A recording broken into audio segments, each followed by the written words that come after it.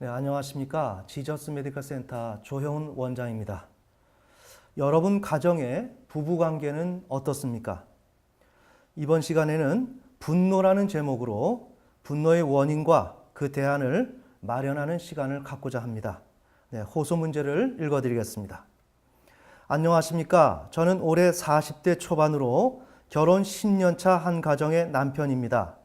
저는 지금까지 한 가정의 가장으로서 성실한 남편이 되기 위해 나름대로 최선의 노력을 기울여 왔습니다. 요즘 아내와 대화가 안 되는 것이 가장 큰 문제입니다. 아내는 나에게 많은 것을 지적하고 요구합니다. 아내는 제 말을 알아듣지 못하는 것 같습니다. 매우 답답합니다. 아무리 이야기해도 딴소리만 합니다. 그런데 아내는 내게 무시하는 말을 많이 합니다. 그렇게 되면 나는 나도 모르게 물건을 집어던지게 되고 평소 하지 않던 심한 말을 하게 됩니다. 그 결과 아내는 제게 크게 실망하고 사과를 하라고 요청합니다. 그러면 저는 어쩔 수 없이 사과를 하고 문제를 수습합니다. 이런 일이 수없이 있은 후에 언제부터인가 여성들이 불편해지기 시작했습니다. 저는 의식에서 여성에게 관심을 두지 않으려고 하는데 매우 의식이 되고 긴장이 되고 자꾸 여성에게 눈이 가게 됩니다. 원장님, 이런 상태에서 어떻게 해야 합니까? 저는 현재 교회 집사인데 죄책감 때문에 아내에게도 당당하지 못하고 교회에도 자연스럽게 갈 수가 없습니다. 원장님 도와주세요. 네. 오늘 이 호소 문제인데 오늘 사례자는 아내와 대화가 안 되어서 갈등이 있고 다툼이 발생되어서 과격한 언행, 분노가 발생이 되고 여성에 대해서 본의 아니게 욕망하게 됩니다 하는 아주 내밀한 그런 사정을 이렇게 호소 문제로 이렇게 제출했습니다. 이 문제를 제가 상담을 했는데 이 상담한 그러한 내용을 오늘 여러분과 함께 나누는 시간을 갖고자 합니다. 상담의 목표는 분노의 원인을 발견하고 대안을 마련하는 것입니다. 자, 분노의 원인은 이렇게 쉬운 문제가 아닙니다. 이 분노는 상처 때문에 생긴다고 생각을 하지만 사실은 상처 때문에 생기는 것이 아닙니다. 즉, 어떠한 내적 치유를 통해서 우리의 분노의 문제를 해결할 수 있는 것이 아닙니다. 오늘 우리 한국 기독교의 가정 속에 특별히 남편들의 그 분노의 문제는 매우 심각한 수준에 있습니다. 그런 경우에 이렇게 분노 문제를 치료하거나 치료할 수 있는 그런 대안을 제시한다는 것은 매우 귀한 접근이라고 저는 생각을 합니다. 자, 그래서 분노의 원인은 제가 상담한 결과 감각적 대상의 부재를 감내할 수 있는 능력의 부족일 때 분노가 발생된다.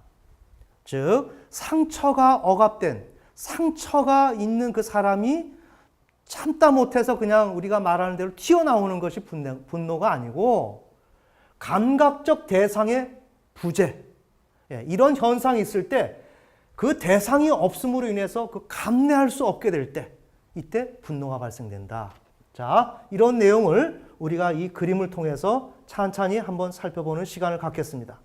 나라고 하는 사람은 자아와 육신과 혼, 또 여기에는 영이라고 하는 나라고 하는 존재가 있습니다. 자, 이렇게 될 때 육신이라고 하는 것은 나 혼자 있는 경우에 어떤 타자 주변 환경을 특별히 염두에 두지 아니하고 개의치 않아도 될 수 있는 그 환경 속에 있는 나, 그것을 육신이라고 생각을 하면 됩니다. 자, 육신의 문제는 어디에서 기인하느냐? 최초 어머니의 젖가슴으로부터 육신의 문제는 출발한다. 자, 나라고 하는 그 갓난아이가 있고 태어나자마자 엄마라는 대상을 만나게 됩니다. 자, 그런데 이 아이는 가장 우리가 잊지 말아야 될 것은 연약한 존재다. 그래서 나라고 하는 존재가 너무나도 연약한데 태어나서 보니까 한 번도 경험해보지 못한 세계에 떨어진 것입니다. 이때 내가 주머니에 돈도 하나도 없고 대처 능력도 하나도 없는 사람이었다면 이때 어떤 판단을 내리겠어요? 나의 어떠한 부족함을 보려 하지 아니하고 우선 대안을 마련하는 것을 취하려고 하는 것이 우리 인간들이다 이거죠. 아멘. 네. 자, 이렇게 될 때 그러니까 우리 갓난 아이들은 연약함을 대면하려고 하지 않습니다. 그러기 전에 외부적인 어떤 환경 속에서 대안을 마련하는 것을 목표로 한다 이거죠. 그래서 엄마의 젖가슴을 통해서 젖을 먹게 될 때 이 아이는 연약함을 대면할 수 없는 그런 현실적, 그런 실존적 위치에서 무엇을 경험하냐면 큰 사물이라는 것을 경험합니다.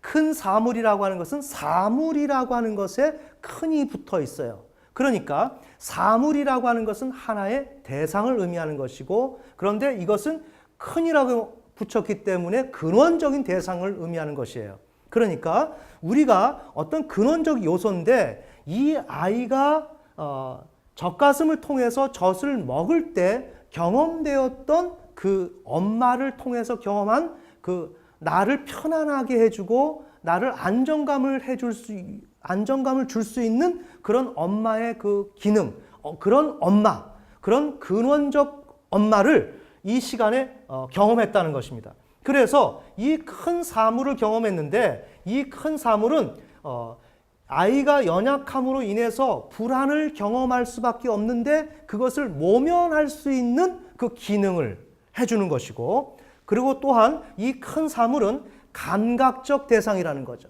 그러니까 엄마의 젖가슴을 통해서 연약하고 불안해하는 그 아이가, 어떻게 살아야 될지 모르는 그 아이가 엄마의 젖가슴을 먹을 때 거기에서 따스함과 포근함과 안정감을 주었던 그 엄마, 그것을 우린 큰 사물이라고 지칭할 때 그 엄마는 어떠한 엄마예요? 감각적이죠.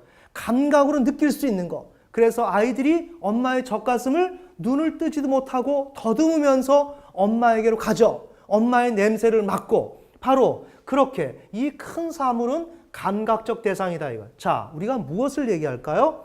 엄마를 통해서 최초의 인간이 경험하게 되는 것은 다른 것이 아니라 큰 사물이다 이거.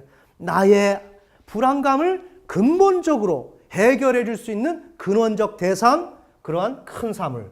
자, 그러니 이러한 우리의 인간의 문제는 연약한데 큰 사물을 통해서 자신의 연약함을 커버하고 넘어가는 것이 인간의 삶이다. 이것이 계속 순환되고 있고 어쩌면 이 문제를 평생을 통해서 풀어가려고 하는 것이 인간이다. 그런데 이러한 아이에게 대상 상실이 발생되죠. 젖대기가 발생되죠. 그래서 더 이상 실존하는 엄마를 통해서 이렇게 젖을 먹을 수가 없고 거기서 공급되었던 이 큰 사물, 근원적으로 나에게 안정감을 주는 대상을 엄마의 실존적인 엄마를 통해서 경험할 수가 없게 된다는 거죠. 대상 상실이 일어나요. 그러면 어떻게 해요? 나는 연약한데, 주머니에 돈 한 푼도 없는데, 나는 능력도 없는데, 이렇게 묶여 있으면서 그냥 눈도 못 뜨고 있는 난데, 이런 아이는 어때요? 불안하죠. 그러니 어때요? 이 불안을 직면하기보다는, 이 불안을 내가 정말 없다라고 하는 것을 대면하기보다는 외부의 환경을 통해서 안정감을 찾으려고 노력한다고 그랬죠. 다시 큰 사물을 욕망하죠. 자, 큰 사물을 욕망하지만 젖대기가 일어났으니까 어때요? 실패하죠. 큰 사물은 내게 올 수가 없어요. 자, 이렇게 될 때 감각적 대상이 존재하지 않기 때문에 나는 오늘 이 현실을 유지할 수가 없는 거예요. 자, 이렇게 될 때 어떻게 일어나느냐? 공격성이 발생된다는 거예요. 분노가 발생된다는 거예요. 그것밖에 쓸 수 있는 것이 없어요. 천천히. 감각적 대상이 없을 때 그것을 견디지 못하는 거예요.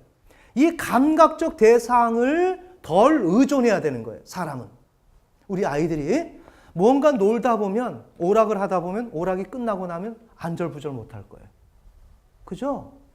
무언가 또 감각적인 걸 또 잡을 거예요. 이해가 되십니까? 나를 지탱하는 것은 감각이에요. 우리가 내가 오늘 없는 것, 오락을 하지 못하고 즐거움을 찾을 수 없으면 그 상태, 그 필연의 세계에 머물 수 있는 내가 되어야 하는데, 좌절이라고 하는 그 필연의 세계에 머물 수 있어야 되는데, 우리 인간은 감각적인 그런 세계를 추구하고 가능성의 세계를 추구한다 이거예요. 가능성의 세계를 추구하다 보면 자꾸만 거기에 매달리게 되는 거예요. 그런데 그것이 실현되지 않고 가능성을 주는 감각적인 대상이 등장하지 않으면 거기에서 견딜 수 없기 때문에 자기를 방어하기 위해서 공격성으로 나간다 이거예요. 이해가 되십니까? 자, 이렇게 될 때 이 사람은 어떻게 돼요? 공격성이 나가면서도 감각적 대상을 추구하게 되겠죠. 추구하게 되면서 성적 욕망은 또다시 항진이 된다 이거예요. 왜요? 엄마의 젖가슴 속에서 성적 욕망도 함께 경험하고 있었기 때문에. 그래서 우리가 부부간에 갈등이 있었을 때, 남편과 아내가 갈등이 있었을 때, 특히 남편들이 다투게 되거나 부부관계가 좋지 않을 때는 바람을 펴요. 외도를 하게 되는 것은 왜 그래요? 그 아내가 엄마의 역할을 하고 젖가슴의 역할을 하고 큰 사물을 제공해주며 성적 욕망까지 제공해주는 대상이에요. 그런데 그 대상이 아내를 통해서 취할 수 없기 때문에 이 문제는 감각적 대상을 추구하기도 하면서 또한 성적 욕망을 추구하게 된다는 내용입니다. 자, 이러한 것이 오늘 우리가 태어나자마자 이러한 일들이 해결되지 아니하고 억압되었다는 거예요. 보류되었다는 거예요. 우리에게 좀 뭔가 지연되고 이렇게 보류된 이런 상태 속에 있었는데 나이를 먹게 되면서 우리는 자라나고 그래서 신앙을 접하게 되고 신앙인으로 자라나요. 그래서 하나님 말씀대로 우리는 따라 살아야 돼요. 자, 따라 살아야 되는데 문제는 이것이 해결되지 않았다는 거예요. 자, 왜 그럴까요? 이것은 주체 고유의 입장이에요. 다시 말해볼까요? 이것은 인간의 가장 근본적인 문제라는 거예요. 이렇게 생각해보면 됩니다. 왜 이 사람은 큰 사물을 자꾸만 욕망할까? 그걸 좀 단념해. 우리는 그렇게 이야기할 수 있어요. 당신 좀 분노 좀 그만해. 화 좀 그만 내. 우리는 그렇게 이야기할 수 있어요. 맞아요. 그렇지만 그것은 이러한 육신 가운데서 한 사람이 입장 정리가 된 사람이 분노를 안 낼 수 있고 큰 사물을 덜 욕망할 수 있다는 것입니다. 그러면 왜 이러한 부분을 지속적으로 욕망하게 될까요? 이것은 바로 인간의 문제이기 때문에. 왜 그럴까요? 다시 돌아갑니다. 연약한 인간이기에, 주머니에 돈 한 푼도 없는 사람이기에, 내가 어떤 조치도 취할 수 없는 그런 무능력자인데 우리가 외국에 아프리카에 떨어졌어요. 그럴 때 누가 나의 무능력을 살펴보려고 할까요? 먼저 외부에서 어떤 요인에서 찾아서 나를 보호할 수 있는 것이 있지 않을까라고 찾는 것이 인간이다 이거죠. 무슨 말일까요? 우리는 나라고 하는 사람을 이해를 해야 된다. 육신의 문제를 포기하고 육신의 문제를 그것을 자꾸만 받아들이고 그대로 따라가지 말라고 이야기하는 것도 좋지만 우선 인간이 육신에 매일 수밖에 없고 이 문제는 정말 한 인간으로서 우리 모두가 이것을 너무나도 필요로 하고 절박하게 요구하고 있는 것이 우리의 인간의 실존이라는 것을 우리 모두가 알아야 된다는 겁니다. 아멘. 자, 우선 이것을 인정을 해야 되는데 우리 모두가 그것을 인정을 하지 않아요. 하나님 말씀대로 따라 살아야 돼. 사회와 현실적 입장, 신앙적 입장에서는 당연히 이것을 거부하라고 얘기해요. 그러나 나라고 한 사람은 정말 위태로울 때 큰 사물을 욕망할 수밖에 없는 것이 인간인데 이 문제를 우리가 자라날 때 가정에서 다뤄졌나요? 학교에서 다뤄졌나요? 교회에서 다뤄졌나요? 다룸받지 못했어요. 더군다나 이런 케이스에서는 가정에서 원가정을 보면 아버지와 어머니가 정말로 행복하지 못한 가정일 수 있어요. 이 사례자의 경우. 이 사례자는 한 인간으로서 자기 자신으로서 이 문제를 풀어나갈 수 없는 문제예요. 그러면 오늘 제가 왜 이런 내용을 얘기하느냐? 분노를 내지 말아야 된다라고 얘기할 차원이 아니라 우선 분노가 인간에게서 어떤 상황 속에서 일어나고 있는지를 먼저 이해하려고 하는, 공감하려고 하는 그런 태도로 접근해야 된다는 내용입니다. 아멘. 자, 그래서 미해결되었습니다. 그러나 이 주체는 신앙을 하고 있습니다. 말씀대로 살아야 됩니다. 그러나 말씀드린 대로 이러한 부분은 대상을 상실하고 나서 이러한 6번, 7번의 이런 케이스들은 억압이 되어 있고 보류되어 있고 지연되어 있는 상황입니다. 그런데 이런 것들은 과거 대상을 상실, 젖대기에 있어서 대상을 상실했던 동일한 상황이 현실 세계 속에서 재현되게 되면 여기 억압되었던 이 내용물들은 다시 주체를 지배하고 자아를 지배해서 분출할 수밖에 없다. 어떤 것일까요? 오늘 사례에서 아내가 내 말을 알아듣지를 못해요.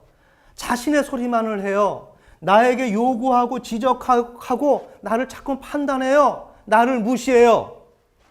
자, 무시받을 만한 그런 행동과 지적받을 만한 행동을 하게 되겠죠? 그러기에 아내는 답답하고 그러기에 자꾸만 요구하고 제안을 하는 것이겠죠? 그러나 듣는 남자는, 사례자는 어떻게? 요구하고 지적하고, 그러니 당신은 부족한 사람이다 라고 생각하는 판단이 들 것이고, 그러면 엄마의 젖가슴이 내게서 멀어져 가고 나를 인정해 주지 않기 때문에 나를 사랑하지 않는다, 엄마의 젖가슴이 없어지는 거세를 경험하게 된다는 거죠. 거세를 경험하면 어떻게 된다고요? 대상 상실이 다시금 주목이 된다는 거예요. 과거에 해결되지 못했고 지연되었던 이런 억압된 이러한 일들이 다시금 목표의식을 갖고 있죠. 이건 해결 지향성을 가지고 있는 것이기 때문에, 그래서 여기에서 다시금 이러한 대상 상실을 통해서 실패를 경험하면서 공격성이 일어나죠. 네, 왜? 젖대기가 일어났으니까 큰 사물을 취득할 수 없죠. 감각적 대상을 획득할 수 없으니까. 지금 이렇게 젖대기, 동일한 아내의 거세를 통해서 큰 사물을 획득할 수 없고 또한 감각적 대상을 획득할 수 없기 때문에 공격성이 발하는 거죠. 자, 이 공격성을 가지고 있는, 이것을 해소하기를 원하고 그러면서 감각적 대상을 지속적으로 추구하는 이 억압된 육신적 주체가 오늘 아내의 지적을 통해서 이 혼에게 요구하는 거죠. 자, 다시 들어갑니다. 육신은 혼자 있을 때 이 문제가 해결되지 않았어요. 그런데 이 혼은 신앙 안에서 있는 것이죠. 혼자 있을 때 정말 해결되지 않았던 그 문제를 이 사람이 사회적인 입장, 하나님 말씀 앞에서 있는 입장에서 이 문제를 어떻게 다루어야 되느냐 하는 갈등이 생긴다 이거예요. 이렇게 갈등이 생길 때 해결되지 아니하고 여기서 공격성이 일어나게 된다면 이러한 신앙적 주체는 100이면 100 다 수용하게 되어 있다 이거예요. 맞습니까? 네. 우리는 이렇게 되었어도 수용하지 말아야 된다라고 이야기를 하고 있다 이거예요. 그것은 불가능하다는 거예요. 그렇게 문제를 풀기보다는 여기에서 문제를 풀어줘야 내가 사회적 입장에서도 내가 자연스럽게 행동을 취할 수 있을 텐데, 이것을 푸는 것은, 해결하는 것은 신경 쓰지 않고 보류해보고 그냥 방치해둔 상황에서 주체보고 올바른 행동을 하라고 하는 것은 올바른 신앙의 태도가 아니다. 아멘. 자, 그러니 이 혼이요 주체는 이 사실을 수용해서 또한 지배당해서 또한 혼이 자아를 지배를 합니다. 지배를 하고 이러한 대상 상실에 대한 결과로서 공격성을 대상을 향해서 분노를 하는 거예요. 자, 분노를 하지만 우리가 미해결된 문제는 뭐예요? 감각적 대상을 획득해야 되는 거죠. 분노만 한다고 되는 문제가 아니죠. 감각적 대상을 획득해서 오늘 나에게 있는 그 불안을 모면해야 되죠. 그러기 위해서는 어때요? 감각적 대상을 획득해야 되는데 이 사례자의 어린 시절에 경험되었던 무의식에 있던 이 큰 사물, 이것을 떠올리고 이것을 어떤 대상에게 집어넣는다 이거예요. 집어넣고 그 대상을 통해서 만족을 취한다는 거죠. 어떤 사람을 만났는데 자상하고 따스하고 인품이 좋고 참 나에게 배려를 잘해줘요. 어떨 것 같아요? 바로 그 대상이 내가 엄마에게 경험했던 그 경험, 큰 사물, 그것을 그 대상을 통해서 찾기에는 너무나 적절하다 이거예요. 그렇게 될 때 이 큰 사물은 나도 모르는 사이에 그 대상에게 이 큰 사물을 적용시키고 그런 큰 사물의 특성과 준한 것을 그 사람을 통해서 내가 얻어내려고 한다 이거죠. 아멘. 네. 자, 그러기에 성적 욕망이 생기는 거예요. 그래서 가정에서 다툼이 일어나게 되면 대부분 외도하는 사람들은 가정에서 부부간에 화목하지 못하고 부부관계가 좋지 못한 거예요.